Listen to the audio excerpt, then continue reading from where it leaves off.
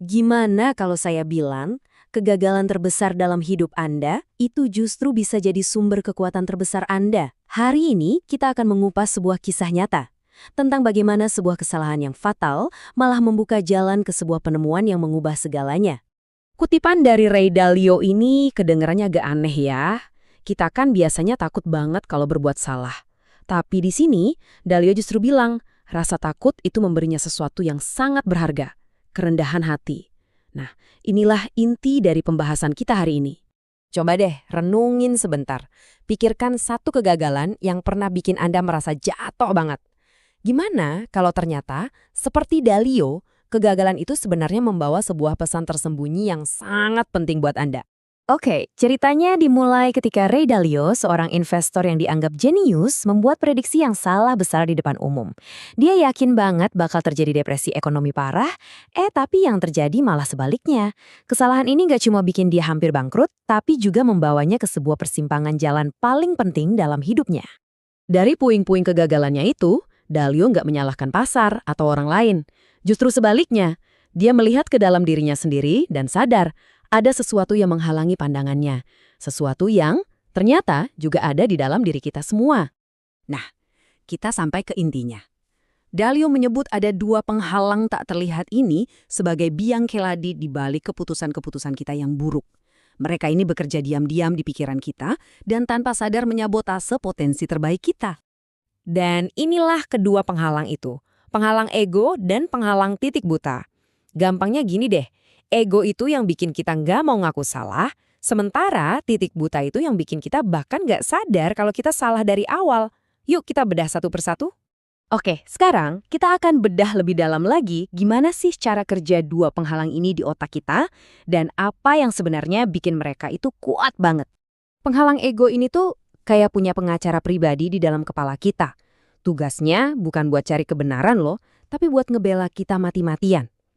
Pernah nggak sih Anda debat kusir soal hal sepele cuma karena nggak mau kalah? Padahal jauh di lubuk hati, Anda tahu Anda mungkin salah. Nah, itulah ego yang lagi bekerja. Dia lebih peduli untuk merasa benar daripada untuk menjadi benar. Terus, kenapa ego ini bisa sekuat itu?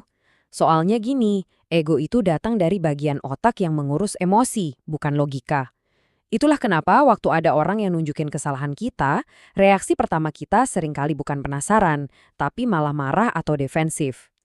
Ini reaksi naluriah buat melindungi diri. Tapi sayangnya, ini juga yang menutup pintu buat kita belajar dan berkembang. Penghalang kedua adalah titik buta atau blind spot.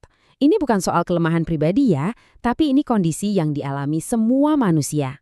Coba bayangin, Anda lagi nyetir mobil. Anda punya spion kanan, kiri, tengah, tapi tetap aja ada area yang nggak kelihatan kan? Nah, itulah titik buta. Cara kita melihat dunia pun ternyata begitu. Otak kita itu sama kayak bakat fisik kita, punya kekuatan yang beda-beda. Ada yang jago lari cepat, ada yang jago angkat beban. Begitu juga dengan cara berpikir kita. Nggak ada yang lebih baik, cuma beda aja. Coba deh lihat beberapa contoh ini.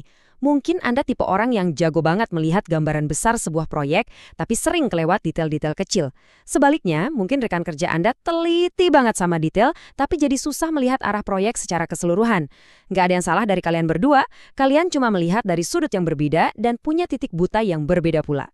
Kutipan ini ngingetin kita kalau ego dan titik buta itu bisa jadi kelemahan fatal kita. Kalau kita biarkan, ya bisa membawa kita ke hasil yang buruk. Tapi kabar baiknya adalah, kalau kita bisa memperbaikinya, hasilnya justru bisa jadi luar biasa. Jadi, pertanyaannya sekarang, gimana cara memperbaikinya? Nah, kita balik lagi ke ceritanya Dalio buat lihat terobosannya. Jawabannya ternyata sederhana, tapi dampaknya luar biasa. Perjalanan Dalio bisa kita ringkas jadi 4 langkah ini. Pertama, rasa sakit dari kegagalan besar yang melahirkan rasa takut yang sehat untuk menjadi salah. Rasa takut ini lalu menumbuhkan kerendahan hati. Dan dari kerendahan hati inilah lahir alat yang paling ampuh, keterbukaan pikiran yang radikal. Ini bukan sekedar terbuka pada ide baru ya, tapi sebuah kemampuan untuk secara tulus mempertimbangkan sudut pandang lain, terutama yang bertentangan sama keyakinan kita sendiri. Nah, ini poin yang penting banget. Kita nggak mungkin bisa menghilangkan ego kita sepenuhnya. Itu kan bagian dari diri kita. Kita juga nggak akan pernah bisa melihat segalanya tanpa titik buta. Jadi tujuannya adalah untuk sadar akan keberadaan mereka, lalu punya kerendahan hati untuk bertanya, apa ya yang mungkin nggak saya lihat di sini? Artinya, untuk bisa melihat gambaran yang utuh, kita nggak bisa cuma mengandalkan mata kita sendiri. Kita perlu secara aktif mencari pandangan orang lain yang kita hormati, terutama mereka yang melihat dunia secara berbeda dari kita, untuk bantu kita melihat titik buta kita sendiri. Nah, ini dia, daftar periksa praktis yang bisa Anda mulai terapkan hari ini juga. Semuanya dimulai dari kesadaran diri. Akui kalau Anda, sama seperti semua orang, punya ego dan punya titik buta.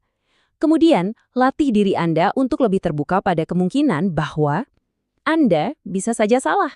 Sebagai penutup, saya mau tinggalkan Anda dengan satu pertanyaan ini. Coba pikirkan baik-baik. Mungkin itu kritik dari teman, masukan dari atasan, atau sebuah fakta yang nggak nyaman tentang diri Anda.